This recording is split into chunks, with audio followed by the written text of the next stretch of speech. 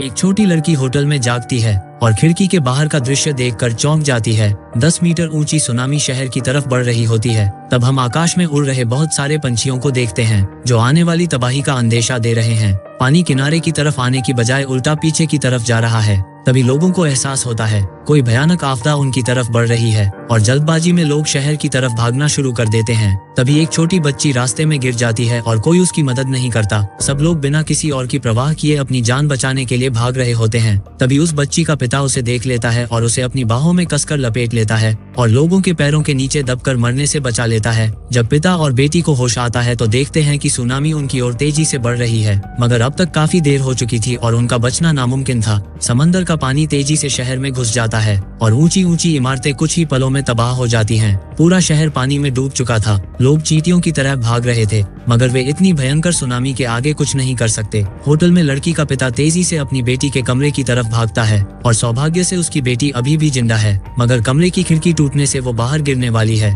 और तभी आखिरी पलों में वो अपनी बेटी का हाथ पकड़कर उसे 10,000 फीट नीचे गिरकर मरने से बचा लेता है। उसी समय दूसरी तरफ उस लड़की की माँ और भी बड़ी मुश्किल में है, क्योंकि वो एक खराब लिफ्ट में फंसी हुई है और लिफ्ट में पानी तेजी से बढ़ रहा है। वो जानती है कि वो जल्द ही मरने वाली है, इसलिए वो आखिरी बार अपनी बेटी से बात करने के लिए उसे कॉल करती है और देखते ही देखते पानी में डूब जाती है। तभी एक रिपेयरमैन दिखाई देता है जो आखिरी पलों में लिफ्ट का दरवाजा खोलकर उसे बचा लेता है। तब पूरा परिवार आखिरकार छत पर मिलता है और वहाँ रेस्क्यू हेलीकॉप्टर्स भी पहुँच जाते हैं, लेकिन लिमिटेड वेट के कारण केवल बच्चे और बूढ़ों को पहले जाने दिया जा सकता है। इसलिए दोनों किसी तरह से अपनी बेटी को हेलीकॉप्टर में बैठा देते हैं और तभी सुनामी की दूसरी लहर दिखाई देती है और दोनों पति पत्नी मौत से मिलने के लिए एक दूसरे को गले लगा लेते हैं।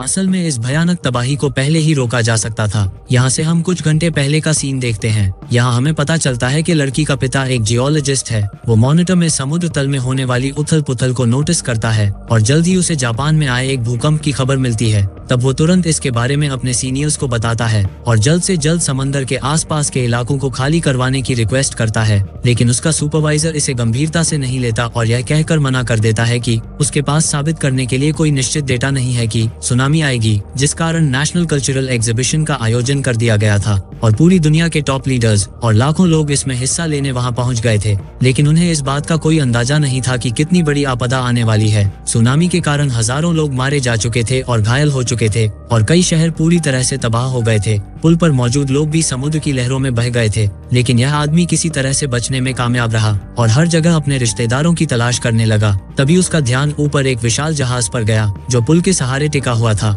और तभी जहाज के वजन के कारण स्टील की एक वायर टूट गई और पुल पर जहाज में से विशाल कंटेनरों की बारिश होने लगी। वो उनसे बच रहा होता है कि तभी एक स्टील की वायर उसके पास की एक औरत को उड़ा ले जाती है, जिसके बाद वो बचने की खुशी में एक सिगरेट को जलाने की कोशिश करता है, मगर लाइटर की आग से उसकी पलकें जलने वाली होती हैं, इसलिए वो लाइटर को दूर फेंक देता है। मगर कौन जानता था कि जलता हुआ लाइटर सीधे गैसोलीन पर गिरेगा। जब उसकी नजर इस पर पड़ी तो सिगरेट उसके मुंह से बाहर गिर जाती है। अब भागने के अलावा उसके पास और कोई चारा नहीं था। वो काफी तेज भागता है, मगर धमाके से एक्सप्लोजन की एक चेन शुरू होती है जो बड़े बड़े कंटेनर्स को उड़ाकर सीधा बिल्डिंग्स के ऊपर फेंक देती है। तभी सुनामी दोबारा हिट करती है और सड़क पर लोग बचने के लिए भागते हैं। ज्यादातर लोग तुरंत मारे जाते हैं और जो बच जाते हैं उनमें से कुछ ये सोचकर ऊपर चढ़ने की कोशिश करते हैं कि वे आपदा से बच सकते हैं, लेकिन अगले ही पल बिजली की लाइनें पानी में गिर जाती हैं। लोगों को बिजली का झटका लगता है और वे तुरंत मारे जाते हैं। सौभाग्य से एक कपल बचने में कामयाब रहता है और लड़का लड़की को एक ऊंची और सुरक्षित जगह पर खींचने की कोशिश करता है, मगर तभी ऊपर से एक खिड़की उस पे गिरती है और वो पानी में गिर जाता है। लड़की उसे खींचने की पूरी कोशिश करती है, लेकिन पानी का बहाव बहुत तेज था,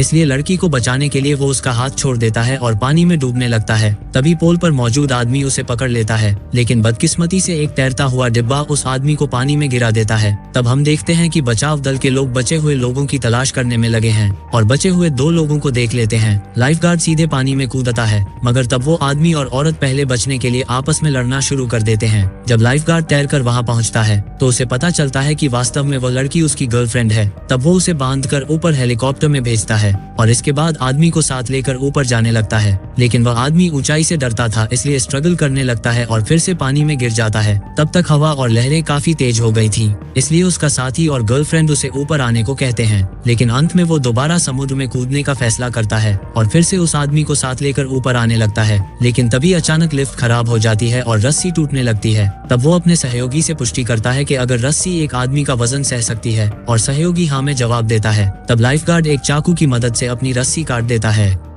कुछ घंटों बाद समुद्र फिर से शांत हो चुका है, मगर सुनामी के कारण शहर के शहर तबाह हो गए थे और केवल कुछ लोग ही इस भयंकर आपदा से बच पाए थे। लेकिन सरकार पीड़ितों के बारे में सही जानकारी जारी नहीं करती, क्योंकि वे जानते हैं कि 7 लाख लोगों की मौत उनकी लापरवाही का परिणाम है।